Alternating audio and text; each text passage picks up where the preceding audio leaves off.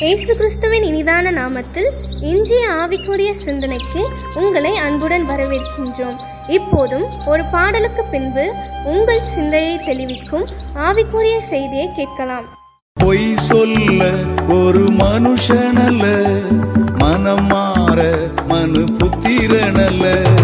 பொய் சொல்ல ஒரு மனுஷனல்ல, மனம் மாற மனு புத்திரனல்ல.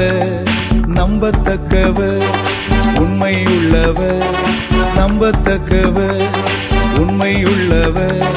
சொன்னதை செய்பவர், சொன்னதை செய்பவர். நேற்றும் இன்றும் நாளை என்றும் மாறாதவர், நம்பினோரை என்றும் அவர் கைவிடாதவர். நம்பத்தக்கவர் உண்மையுள்ளவர், நம்பத்தக்கவர் உண்மையுள்ளவர். சொன்னதை செய்பவர், சொன்னதை செய்பவர். வாக்கு பண்ணினதை நிறைவேற்ற வல்லவராயிருக்கிற ஆண்டவராக இயேசுவின் இனிதான நாமத்தினால் உங்களை வாழ்த்துகிறேன். இந்த நாள் நம்முடைய ஆவிக்குரிய சிந்தனைக்காக யோசுவாவின் புஸ்தகம் 23 அதிகாரம் 14 வசனத்தை நான் வாசிக்கிறேன். இதோ இன்று நான் பூலோகத்தார் எல்லோரும் போகிற வழியே போகிறேன். உங்கள் தேவனாகிய கர்த்தர் உங்களுக்காக சொன்ன நல் வார்த்தைகள் எல்லாம் ஒரு வார்த்தையும் தவறி போகவில்லை என்பதை உங்கள் முழு இருதயத்தாலும் உங்கள் முழு ஆத்மாவாலும் அறிந்திருக்கிறீர்கள். அவைகள் எல்லாம் உங்களுக்கு நிறைவேறிற்று, அவைகளில் ஒரு வார்த்தையும் தவறி போகவில்லை. யோசுவா இஸ்ரவேல் ஜனங்களுக்கு சுதந்திரத்தை கோத்திரத்தின்படி பங்கிட்டுக் கொடுக்கிறார். கர்த்தர் அன்று மோசேயின் மூலமாய் வாக்கு கொடுக்கிறார்.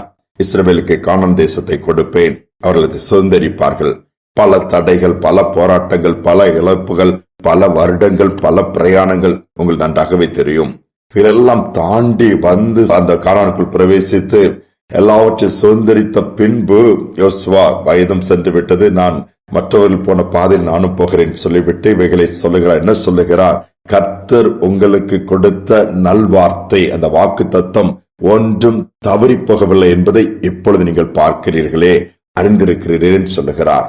ஆனால் தொடர்ந்து நம் ஆண்டவரை சேவியுங்கள், பின்வாங்கி விடாதீர்கள் என்று சொல்லி ஒவ்வொன்றாய் அடுத்த அதிகாரத்திலும் சொல்லுவதை பார்க்க முடியும். உடன்படிக்கும் அங்கு பண்ணுகிறார். நம்முடைய வாழ்க்கையில சற்று திரும்பி பார்ப்போம் என்று சொன்னால், கர்த்தர் சொன்ன வார்த்தைகளை அப்படியே கர்த்தர் நிறைவேற்றி இருப்பதை பார்ப்பீர்கள். அல்லது ஒருவேளை என்ன நிறைவேறவில்லை என்று சொன்னால் விசுவாசித்தால் நிச்சயமாக அதற்கென்று ஒரு குறித்த காலத்தை வைத்திருக்கிறார். அந்த நாளில் அது நிறைவேறும். இஸ்ரவேல் ஜனங்களுக்கு வாக்குப்படி என்ப கானான் அளித்த தேவன் தான் நம்முடைய தேவன். ஆனா நாம் என்ன பண்ணுகிறோம்? காலதாமதம் என்பதை ஏற்றுக்கொள்ள நம்முடைய இருதயம் மறுக்கிறது. அவசர உலகத்திலே நாம் வாழ்ந்து கொண்டிருக்கிறோம்.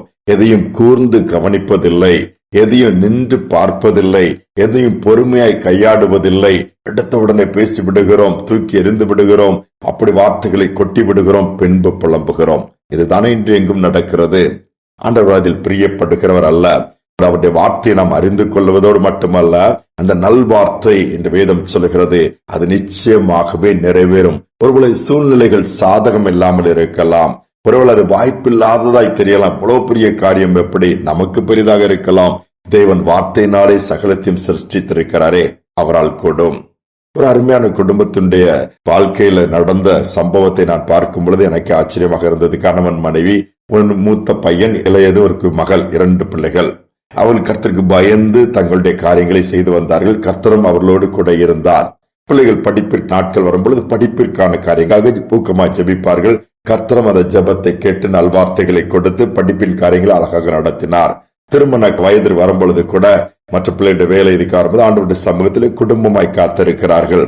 அப்பொழுது ஆண்டவரே, நீ திருமணத்தின் காரியங்களை எங்க பிள்ளைகளுக்கு நீங்க நடத்தி கொடுங்க. மூத்த பையன் இருக்கிறான், இளைய மகளும் அடுத்தல இருக்கிறார். இவர்கள் நினைத்தார்கள் மகளுக்கு முதலாவது திருமணம் பண்ணிவிட்டால் பின்பு பையனுக்கு எளிதாக பண்ணிவிடலாம் என்பது இவருடைய விருப்பம். ஆண்டவரும் வாக்கு கொடுக்கிறார். அந்த வார்த்தை பிடித்து செபிக்கிறார்கள். நாட்கள் கடந்து போகிறது. இதனால் மற்றவர்கள் எல்லாம் இவர்களை பதற்றப்படுத்துகிறார். இன்னும் பையனுக்கு கல்யாணம் ஆகல, பொண்ணுக்கும் கல்யாணம் ஆகல, பொண்ணுக்கு முடிச்சுட்டு தான் பையனுக்குங்கிறீங்க, இதெல்லாம் நடக்குமா? ஏதாவது ஒண்ணு பார்த்து சட்டு போட்டு முடிச்சுறது தானே.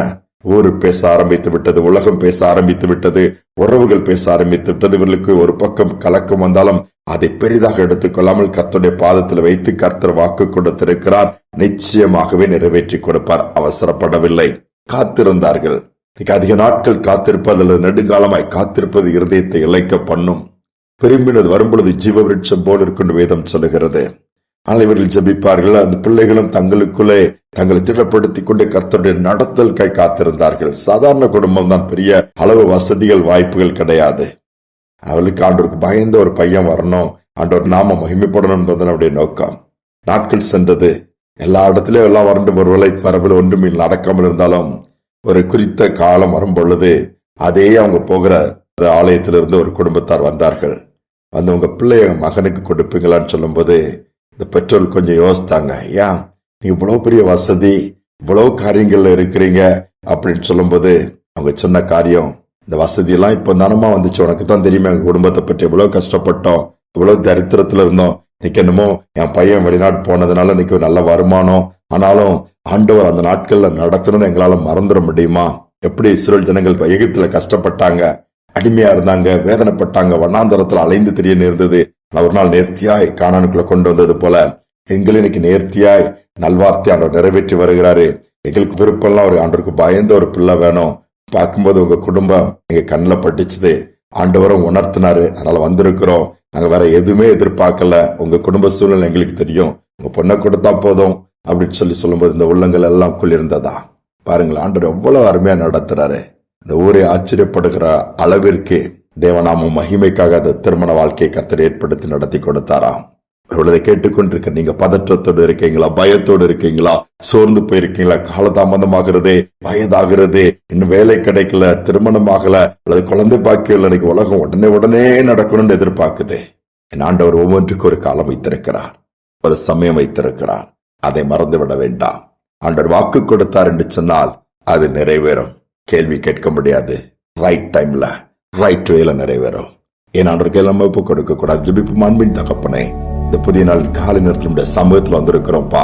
இந்த அவசரமான உலகத்துல எங்கு பார்த்தாலும் இன்னைக்கு அழுத்தங்களை கொடுக்கக்கூடிய காரியங்கள் தான் நடக்குதுப்பா. மன அழுத்தத்தினால் அநேக காரியங்கள் பாதிக்கப்படும்படியாய் மற்றவருடைய வார்த்தைகள், மற்றவருடைய காரியங்கள், உலகத்தில் நடக்கிற சம்பவங்கள் இன்னைக்கு உழுக்குகிறதை நாங்கள் பார்க்க முடிகிறது. நம்முடைய நல்வார்த்தை எங்க மனசுல வச்சு அதை சார்ந்திருக்க நம்ப எங்களுக்கு கிருபை கொடுங்க. ஒருவேளை வாக்கை பெற்றவர்கள், உடைய வார்த்தையை கேட்டவர்கள் இன்னும் நடக்கலையேன்னு சொல்லி அங்கலாய்ப்போடு, இன்னும் இதுல ஒரு முடிவு வரலையேன்னு சொல்லி தவித்துக் கொண்டிருக்கிற பிள்ளைகள் இதை கேட்க நேரிடலாம். முடிவில்லாத பிரச்சனைக்கு ஒரு முடிவு வரட்டும் அப்பா. தடைகள் மாறட்டும். குறித்த காலம் வச்சிருக்கிறீங்க, நாங்க முந்த முடியாது, அது எதுன்னு புலம்ப முடியாது. அந்த நேரம் வரும்போது யாரும் தடுத்து நிறுத்த முடியாது, அதை செய்து முடிப்பீர் என்பதை அறிந்திருக்கிறோம். செய்ய வல்லவராக இருப்பதற்காக நன்றி. தாழ்த்தி ஒப்பு கொடுக்கிறோம். சோர்வுகள் மறையட்டும். துதிகான மகிமைக்கு செலுத்துகிறோம். இயேசுவின் நாமத்தில் பிதாவே, ஆமேன், ஆமேன்.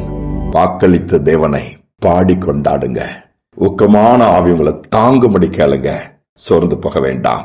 கர்த்தர் நிச்சயமாகவே சொன்னதை செய்து முடிப்பார். சிந்தனையோடு நாளை தொடருவோம். மீண்டுமாய் நாளை தினம் சந்திப்போம்.